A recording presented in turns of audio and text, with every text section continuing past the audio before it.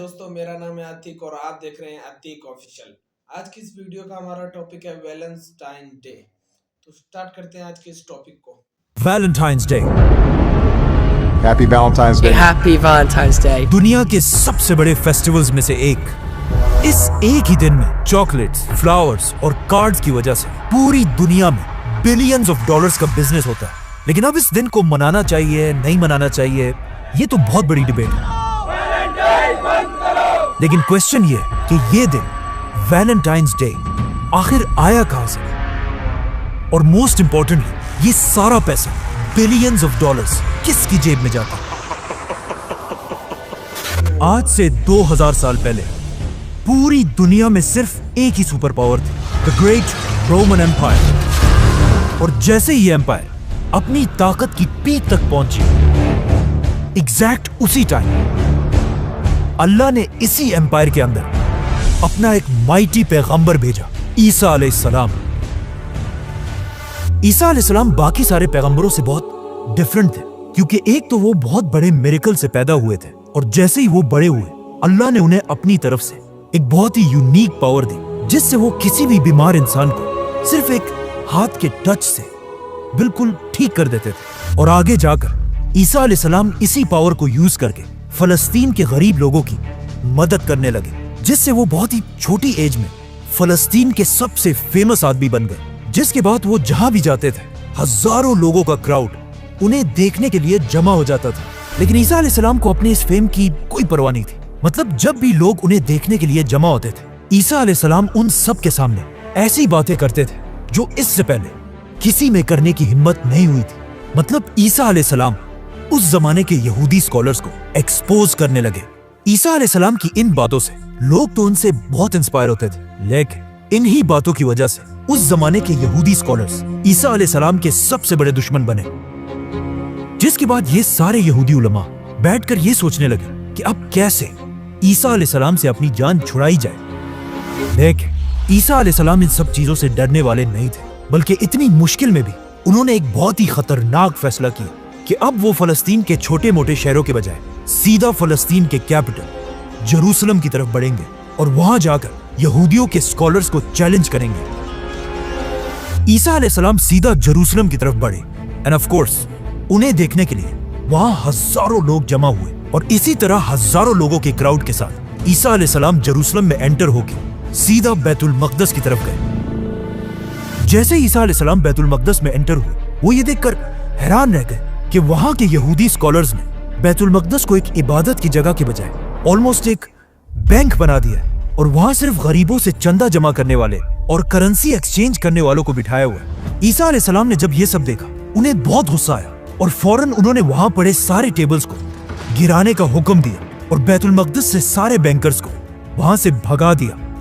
जब यहूदी स्कॉलर्स ने ये सब अपनी आंखों से देखा तो उन्हें समझ आ गई कि अब हम इसे और बर्दाश्त नहीं कर सकते। तो अब ये यहूदी सुपर पावर रोमन एम्पायर के साथ मिलकर ईसा अलैहिस्सलाम को कत्ल करने की साजिश करने लगे। लेकिन बिल्कुल आखिरी टाइम पर अल्लाह ने ईसा अलैहिस्सलाम को बचा लिया, जिसके बाद यहूदियों का ख्याल था कि अब ईसा अलैहिस्सलाम की ये स्टोरी खत्म हो जाएगी और दुनिया उन्हें भूल जाएगी। लेकिन ईसा अलैहिस्सलाम के 11 फॉलोअर्स ने उनके रिलीजन को पूरी दुनिया में फैलाना शुरू किया। मतलब क्रिश्चियनिटी इतनी तेजी से फैलने लगी कि आहिस्ता आहिस्ता रोमन एम्पायर के बादशाह इस नए रिलीजन से डरने लगे, और उन्होंने सोचा कि अगर ऐसा ही चलता रहा तो बहुत जल्द क्रिश्चियनिटी हमारे पुराने रिलीजन को खत्म कर देगी। तो अब इस सब को रोकने के लिए रोमन एम्पायर के बादशाहों के पास सिर्फ एक ही हल था कि सारे क्रिश्चियंस को मारा जाए। जिसके बाद रोमन एम्पायर ने अपनी पूरी ताकत यूज करके क्रिश्चियंस पर जुल्म करना शुरू किया, और जैसे जैसे वक्त गुजरता गया ये जुल्म और भी ज्यादा बढ़ने लगा। आखिर 200 साल के बाद रोमन एम्पायर के तख्त पर एक नया बादशाह बैठा, एम्परर क्लॉडियस।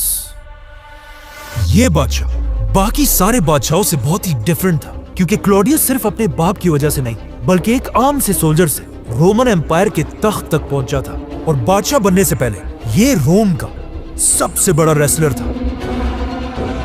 तो अब जैसे ही क्लॉडियस दुनिया का सबसे बड़ा बादशाह बना, उसने अपनी फौज को यूज करके अपने खिलाफ हर बगावत को क्रश करना शुरू कर दिया। लेकिन इतनी बड़ी फौज के बाद भी एम्परर क्लॉडियस ने यह नोट किया कि उसकी फौज उस जज्बे से लड़ ही नहीं रही जिस तरह वो चाहता है। और जब क्लॉडियस ने पूछा कि ऐसा क्यों है, तो उसे बताया गया कि हमारी army, the great Roman army में ज्यादा सोल्जर्स बहुत ही यंग हैं, और जैसे ही इन यंग लड़कों की शादी होती है, उसके बाद इनमें लड़ने का जज्बा बिल्कुल खत्म हो जाता है। ये सुनकर क्लॉडियस ने कहा कि अच्छा, तो ये बात है। जिसके बाद आज क्रिश्चियंस की कहानियों में कहा जाता है कि क्लॉडियस ने एक बहुत ही अजीब ऑर्डर दिया कि आज के बाद पूरी रोमन एम्पायर में कोई भी यंग सोल्जर शादी नहीं करेगा। शादियों पर बैन लगाने से रोमन आर्मी की स्पीड तो बढ़ गई, लेकिन यहाँ की आवाम अपने बादशाह से नफरत करने लगी, क्योंकि शादियों को बैन करने के बाद रोमन एम्पायर में बेहयाई और रेप के केसेस बहुत ही ज्यादा बढ़ गए। और जैसे ही बेहयाई अपनी पीक तक पहुंची, ये एग्जैक्ट वही टाइम था कि जब एक आम क्रिश्चियन प्रीस्ट सेंट वैलेंटाइन ने यह फैसला किया कि अब बादशाह के इस रूल को और बर्दाश्त नहीं किया जा सकता। अब इससे आगे हिस्ट्री में तो कहीं नहीं लिखा, लेकिन क्रिश्चियन कहानियों में कहा जाता है कि सेंट वैलेंटाइन अपनी जान की परवाह किए बगैर रोमन बादशाह से छुप छुप कर यंग लोगों की शादियां कराने लगा। जब लोगों को इसका पता चला तो वो दूर दूर से सेंट वैलेंटाइन के पास आने लगे, और इस तरह सेंट वैलेंटाइन ने अकेले रोमन एम्पायर में बेहयाई के खिलाफ एक बहुत बड़ी कैंपेन शुरू की। लेकिन आहिस्ता आहिस्ता इतने लोगों की शादियां हुई कि ये खबर किसी तरह रोमन एम्पायर के बादशाह क्लॉडियस तक पहुंची, जो इस वॉरियर बादशाह के खिलाफ एक बहुत बड़ी बगावत थी। तो आखिर एम्परर क्लॉडियस ने हुक्म दिया कि ये वैलेंटाइन जो भी है, इसको ढूंढकर इसका सर काट दिया जाए। जिसके बाद रोमन फौज हर तरफ फैल गई और फाइनली सेंट वैलेंटाइन को पकड़कर उसे जेल में डाल दिया। जब वैलेंटाइन के फॉलोअर्स को इस बात का पता चला तो उन्हें बहुत दुख हुआ, लेकिन फिर भी क्लॉडियस जैसे एम्परर के सामने वो कुछ भी नहीं कर सकते थे। तो यहाँ पर उन्होंने एक ऐसा रिवाज शुरू किया जो आज तक दुनिया में कायम है। जितने दिन सेंट वैलेंटाइन जेल में थे, हर दिन वो कपल्स जिनकी उन्होंने शादी कराई थी आकर वैलेंटाइन के जेल के सामने फ्लावर्स रखने लगे। काफी अरसे तक जेल में रहने के बाद अब फाइनली सेंट वैलेंटाइन का आखिरी दिन आ चुका था, 14 फरवरी। अपनी मौत से एक ही रात पहले वैलेंटाइन ने एक लड़की के नाम अपना आखिरी खत लिखा, और पूरा खत लिखने के बाद इस लेटर के बिल्कुल आखिर में उसने एक ऐसी बात कही जो आज तक दुनिया में बोली जाती है, फ्रॉम योर वैलेंटाइन। जिसके अगले ही दिन 14 फरवरी को बहुत ही बेरहमी से सेंट वैलेंटाइन को मार दिया गया, और यहां से दुनिया में एक नया फेस्टिवल बना। 14 फरवरी उस जमाने की रोमन एम्पायर में 14 फरवरी कोई आम दिन नहीं था। ये एक ऐसा दिन था जब रोमन एम्पायर के सारे लोग एक जगह जमा होकर अपने इस खुदा को खुश करने के लिए एक बहुत बड़ा फेस्टिवल मनाते थे, जो कोई आम फेस्टिवल नहीं, बल्कि इस फेस्टिवल में रोमन एम्पायर के लोग बेहयाई के सारे लिमिट्स क्रॉस कर देते थे और ऐसी ऐसी बेशर्मी की हरकतें करते थे जिन्हें यहाँ एक्सप्लेन करना भी बहुत मुश्किल है। तो अब रोमन एम्पायर में 14 फरवरी एक बहुत बड़ी कंफ्यूजन थी। एक तरफ क्रिश्चियंस वैलेंटाइन डे मनाते थे, जिसमें लोगों को बेहयाई छोड़कर शादियों की तरफ आने पर मोटिवेट किया जाता था, और दूसरी तरफ रोमन्स जो उसी दिन एक बहुत ही बेशर्म फेस्टिवल मनाते थे। तो अब एक ही दिन दो फेस्टिवल्स मनाना बहुत बड़ी कंफ्यूजन थी। आहिस्ता आहिस्ता वक्त के साथ साथ रोमन एम्पायर का पुराना रिलीजन खत्म हो गया और पूरे एम्पायर में सिर्फ एक ही रिलीजन रहा, क्रिश्चियनिटी।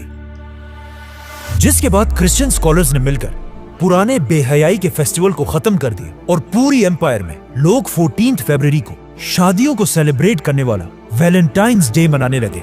आने वाले 1000 साल तक वैलेंटाइन बस एक छोटा सा फेस्टिवल था जिसे सिर्फ यूरोप के ही कुछ लोग जानते थे, लेकिन 1000 साल के बाद लंदन के एक आदमी ने वैलेंटाइन डे को पूरी दुनिया में मशहूर कर दिया, और इस आदमी का नाम था William Shakespeare, one of the greatest authors of all time, जिसे आज दुनिया का सबसे बड़ा राइटर और आर्टिस्ट माना जाता है। जब शेक्सपियर वैलेंटाइन डे को अपनी स्टोरीज में यूज करने लगा, इसके बाद पूरी दुनिया इस दिन के बारे में जानने लगी, जिसके बाद हिस्ट्री के बड़े बड़े नाम वैलेंटाइन्स डे को सेलिब्रेट करने लगे, जैसे कि नेपोलियन, क्वीन विक्टोरिया और Winston Churchill. We shall never surrender!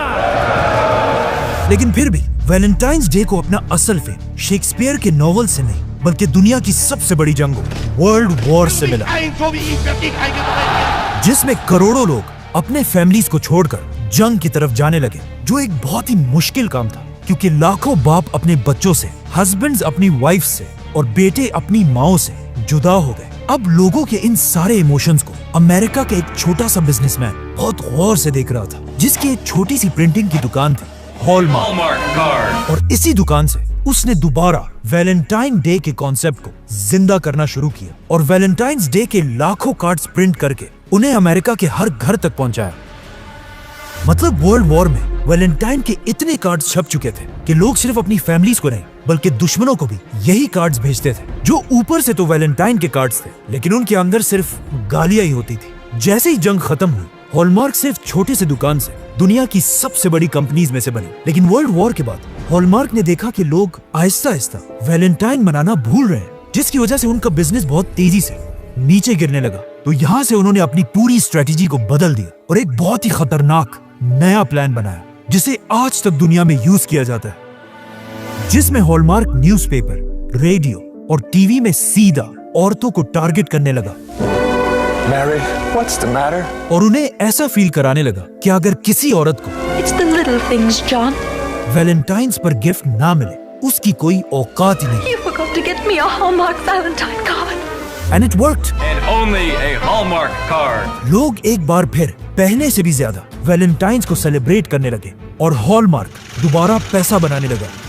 ये देखकर बाकी कंपनीज ने भी पैसा बनाने के लिए हॉलमार्क को फॉलो किया। फॉर एग्जाम्पल कैडबरी, जिसने पहली बार हार्ट शेप चॉकलेट्स बनाए और ऐसी कैंपेन चलाई कि अब वैलेंटाइंस पर कार्ड के साथ साथ चॉकलेट्स देना भी लाजमी है। जिसके बाद गोल्ड, डायमंड और फ्लावर कंपनीज भी वैलेंटाइंस डे को यूज करने लगे और आज भी उसी स्ट्रेटेजी को सबसे ज्यादा सोशल मीडिया कंपनीज यूज करती हैं, जिससे वैलेंटाइन एक बहुत बड़ा फेस्टिवल तो बन चुका है। लेकिन ये बड़ी बड़ी कंपनीज वैलेंटाइंस के दिन लोगों पर इतना प्रेशर क्रिएट करती है कि कुछ लोग इसे बर्दाश्त ही नहीं कर पाते। Valentine's Day tragedy, the profile of an accused school shooter. इसीलिए वैलेंटाइंस का दिन दुनिया में डिप्रेशन में भी सबसे आगे है। When gunfire broke out on Valentine's Day. और दुनिया भर में बहुत सारे लोग इसी दिन के डिप्रेशन की वजह से खुद ही अपनी जान ले लेते हैं। आज वैलेंटाइंस डे को पूरी दुनिया मनाती है, लेकिन कुछ कल्चर्स इसे बुरा भी समझते हैं, जैसे कि मुसलमान, कुछ हिंदू और even Christians. Pastor Robert, Jesus hates Valentine's Day. क्योंकि आज रिलीजियस लोगों का ये मानना है कि इन बड़ी बड़ी कंपनीज ने सेंट वैलेंटाइन के असली मिशन को भुलाकर सिर्फ अपने प्रॉफिट के लिए इसे दोबारा रोमन एम्पायर का वही बेहयाई वाला फेस्टिवल बना दिया।